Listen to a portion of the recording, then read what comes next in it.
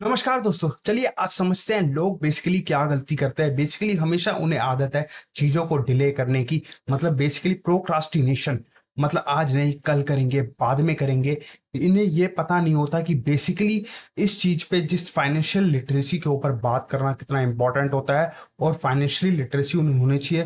Basically उन्हें पता होना चाहिए फाइनेंशियली प्लानिंग कैसे करते हैं और कैसे उनकी लाइफ में जो उन्हें एक वेल्थ बनाने में, एक कॉर्पस इकट्ठा करने में मदद करता है। लेकिन लोग इन चीजों को डिले करते हैं। वो बेसिकली क्या करते हैं, आज इन्वेस्टमेंट नहीं करेंगे, बाद में करेंगे, जब पैसा आएगा तब इन्वेस्टमेंट स्टार्ट करेंगे। हैं तो इसमें बताऊं, इसमें सबसे बड़ी उनकी एक बहुत बड़ा मतलब गलती होती है। बेसिकली ये होती है कि उन्हें बाद में बहुत बड़ी चोट लगने वाली है। जो एसआईपी आज कम अमाउंट से स्टार्ट हो सकती है, वो बाद में ज्यादा अमाउंट से स्टार्ट होगी। चलिए इसका एक एग्जांपल लेके समझाता हूं मैं आपको किस तरीके से एसआईपी वर्क करती है। और जितना आप डिले करोगे आपकी जेब पे ज्यादा बर्डन पड़ेगा। आप जितना मर्जी डिले करते लीजिए, मतलब जिसे आज करनी है एसआईपी वो बेसिकली करेगा। और जो सोचता है कि मैं बाद में कर लूंगा एसआईपी, अभी नहीं बाद में करेंगे इन्वेस्टमेंट स्टार्ट, अभी तो बहुत टाइम है, तो बेसिकली वो कभी नहीं कर पाएगा। और आपको बता दूं, बेसिकली आने वाला टाइम एक रिटायरमेंट टाइम बॉम्ब होने वाला है।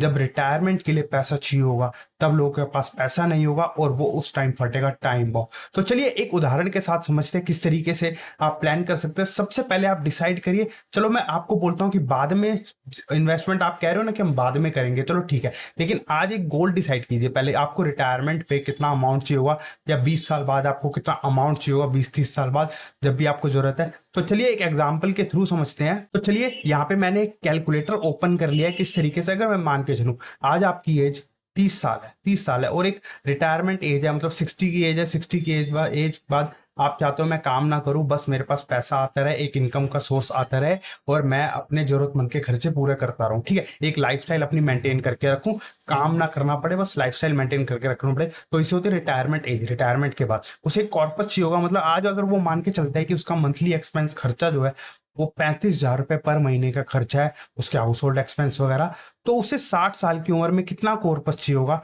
यहाँ पे मैंने कैलकुलेट करा, मतलब 12% का एक्सपेक्टेड रिटर्न अगर है तो इस तरीके से उसे एक कॉर्पस चाहिए होगा, वो है 4,82,00,000 रुपए। ठीक है, उसे इस तरीके से कॉर्पस चाहिए होगा 4,82,00,000 रुपए। तो यहाँ पे मैंने मोटा मोटी इन्फ्लेशन भी लगाया है, 6% का इन्फ्लेशन, और उसकी लाइफ एक्सपेक्टेंसी रखी है 85 ईयर्स तक। ठीक है, तो उसके बाद वो 25 साल और मतलब 25 साल तक वो पैसा खा सके, उसके पास इनकम सोर्स आती रहे। तो इस तरीके से, और रिटायरमेंट के बाद एक 8% का रिटर्न उसे मिलता रहे।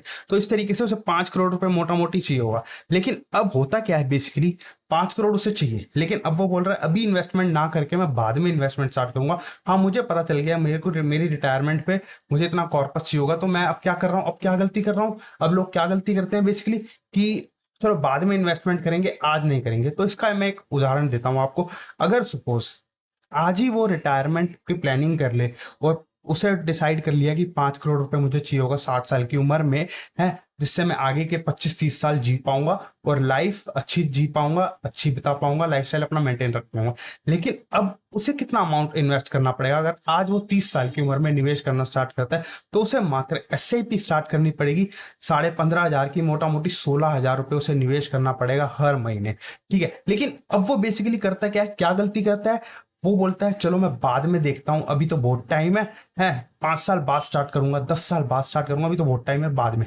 लेकिन देखिए आज 15,000 रुपए, 16,000 रुपए ना निवेश करके अगर वो 5 साल बाद चीज डिलीट करता है, 5 साल बाद वो सोचता है मैं 5 साल बाद करूंगा, तो क्या होता है देखिए।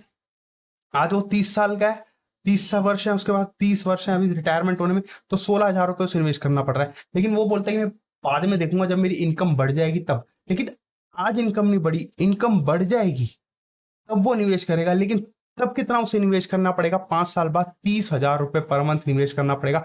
वही कॉर्पस, सेम कॉर्पस इकट्ठा करने के लिए 5 करोड़ कॉर्पस इकट्ठा, और वो डिले करता है, 5 साल और डिले करता है।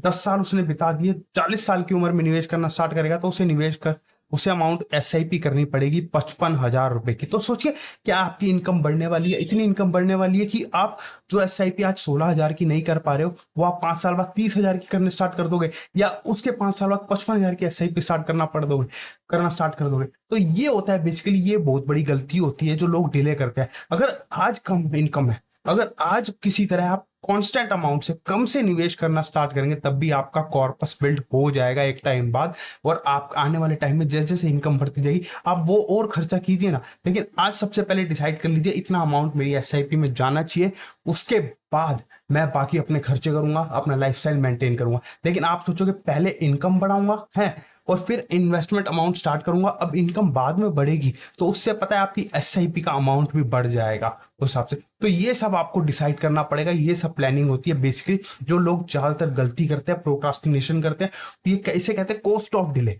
जितना डिले करने की कोशिश करोगे आपकी जेब पे ये बहुत भारी पड़ने वाला है। फिर आप बोलोगे कि हम इन्वेस्टमेंट नहीं कर पाए, अब इतना अमाउंट कैसे इकट्ठा करें हम। तो इसीलिए कहते हैं जितनी जल्दी निवेश करना स्टार्ट करोगे आपको थोड़ा अमाउंट निवेश करना पड़ेगा, कांस्टेंट निवेश करना पड़ेगा और तब आपका कॉर्पस बिल्ड हो जाएगा। लेकिन जितना आप डिले करोगे आपको ज्यादा अमाउंट निवेश करना पड़ेगा, आपकी पॉकेट पर ज्यादा बर्डन आएगा, तब आप कॉर्पस बिल्ड नहीं कर पाओगे बेसिकली, क्योंकि आपकी इनकम सोर्स इतना नहीं होगा जितना आपको एसआईपी अमाउंट डालना पड़ेगा। तो ये था आज का। तो इस तरीके से आप प्लान कर सकते हैं अपना रिटायरमेंट प्लान या कोई भी वेल्थ आपको बिल्ड करनी है, कितना आपका गोल है, क्या अचीव करना है। तो इसलिए पहले जल्दी प्लान करके चलें, कांस्टेंट एक छोटे अमाउंट से निवेश करना स्टार्ट करें, तभी आप अपनी वेल्थ बिल्डअप कर पाएंगे। अगर आप भी चाहते हैं ऐसी फाइनेंशियल नॉलेज लेना या आप भी निवेश करना चाहते हैं तो आप हमारे थ्रू भी जुड़ सकते हैं, हमारे थ्रू भी निवेश करना स्टार्ट कर सकते हैं, ठीक है।